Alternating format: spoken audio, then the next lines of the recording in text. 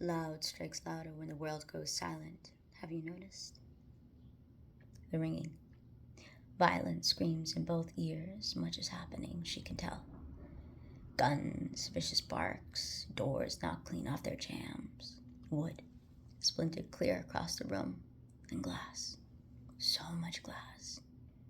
The floor is not made of lava, but it is absolutely blanketed in endless shards of danger. Words still do not penetrate past senses caught in a shockwave. What does resonate is the assault of rifle on face.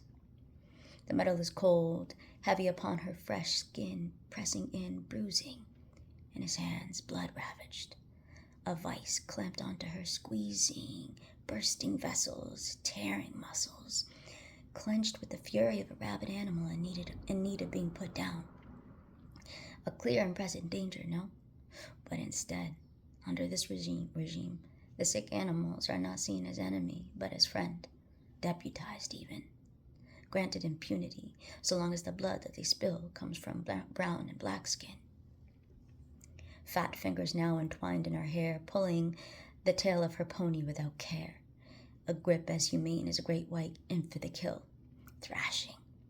But at least the great white does so out of necessity, not so much for the delight and the glee. The pain pulses, straight to her toes as the merciless man-animal drags her across the terrain of shattered home. Her legs pour out blood, but she can't feel it yet. Fresher with fresh air, sounds reappear, and it is loud. The scene of frenzy, and she scans. She finds Mama and calls out, Mama. Swiftly, her airwaves are choked with brute force and putrid cloth. Shut your dirty little mouth, you rotten shit, he says, of course, with his eyes, so consumed with the rage of 1,000 rising, racist, repugnant reprobates. The words he utters out loud, only a touch less vile. Wells of tears run like rivers mad, mixed with the aftermath of his hate and filthy skin. It's like she now cries tears of blood. Just what happens, I suppose, when tender beings make contact with demons masked in camo. Unable to move, make sound, barely breathe, she stares at Mama, the parts that she can see. A vicious mob has descended on top of Mama's head, pressing in like a panini on a griddle made of concrete and gravel. Speckles of glass, too. Her hair saturated with blood and dirt, 4 sets of knees upon her neck, 5 lumps of oversized beast pounding upon what remained of her small frame. Only one eye.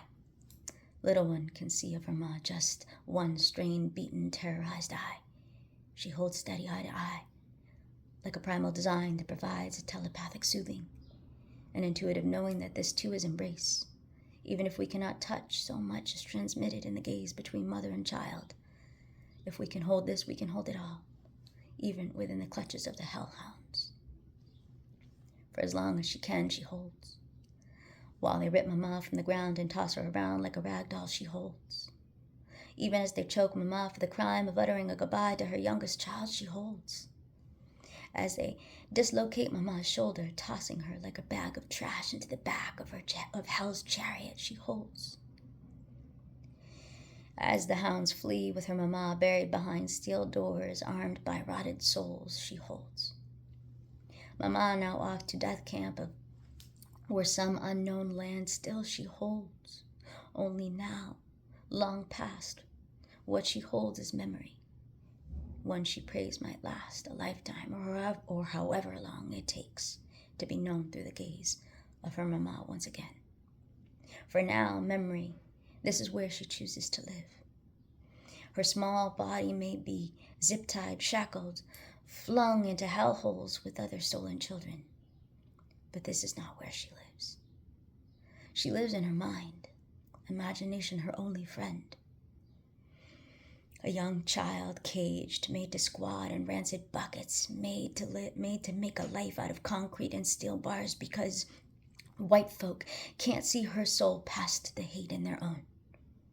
She exercises, but only her mind, and she does so like an Olympian, conjuring the best she can, the scents, the sounds, the scenes of home and family and love and life before the rapture, which, if it isn't clear by now, was not in fact an act of God, It was, indeed, the deed of El Diablo himself, adorned as a politician, of course, and always with his little blood-dyed hat.